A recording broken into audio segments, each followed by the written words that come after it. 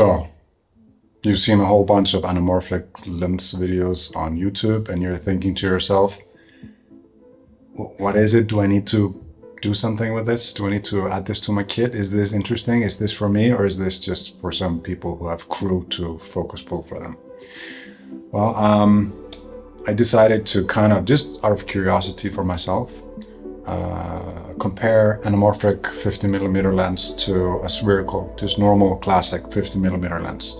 Just to kind of lay it out visually for myself, as much as it might be beneficial for you, but also just to see what are the differences. When do I want to use a spherical lens and when do I want to use an anamorphic lens? There is something to how you frame things in the moment. Let's say you shoot something on a 50mm spherical lens, but then you just want to crop it after the fact. Personally, I think a big part is how you frame things in the moment. The way you do composition, how you place things in the frame, that is like a big part of the appeal of anamorphic lenses, because you have that crop built in, as opposed to you have to like put it in afterwards. Aside from that, there's like a whole bunch of characteristics that you might want or you like from anamorphic lenses, but are they worth all the hassle? Are they worth losing autofocus? Are they worth sacrificing a stop or two? You know, if you're filming in a light sensitive setting, you might need the extra stops.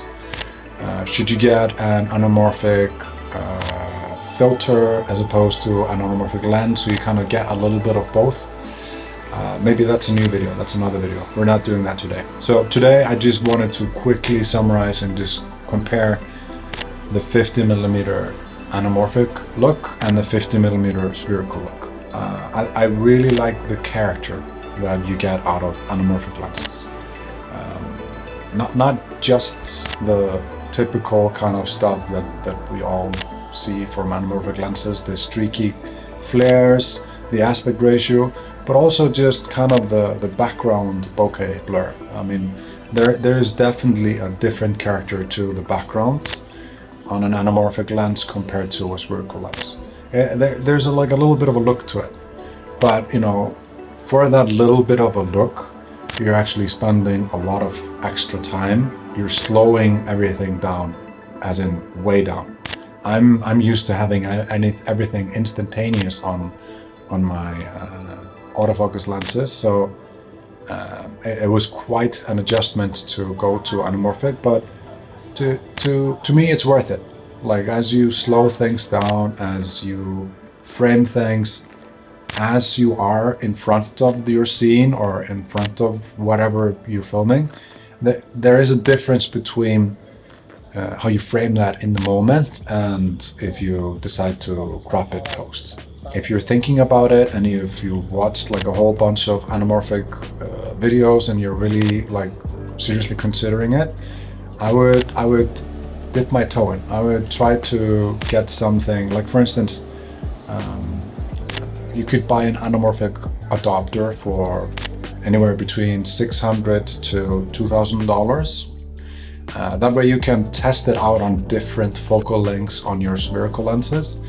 Let's say you could buy an adapter that you could use both on a 50mm lens, 85mm lens, or even 100mm lens, just for you to kind of gauge, is it worth it? Like all the speed that you're trading out. For instance, I don't use my anamorphics for any work, because just the environment and the types of projects that I do, speed is king. And that just doesn't go well with the anamorphic workflow that I have currently, because I don't have a focus puller, I don't have a LiDAR autofocus system that I could potentially set up, but that's just not how I work. I kind of like to do as much as possible myself, but also not plan things out to the T, because sometimes the moment gives you something that you didn't plan. And I feel like if you have too firm plans, it's you can sometimes miss out on gifts that a circumstance or situation might give you. Anyway, these are my 2 cents on anamorphic lenses versus spherical lenses. Personally, I think it's been worth it. I've been using the Greyjoy lenses, both the 50mm and 85mm, and I've really enjoyed them. And I just wanted to like visually go over it and see what it exactly was for me and what the experience is, and share it with you guys. Congrats, you made it to the end of the video. Thank you so much. Please consider subscribing and liking the video. That's my doorbell. Take care. See you.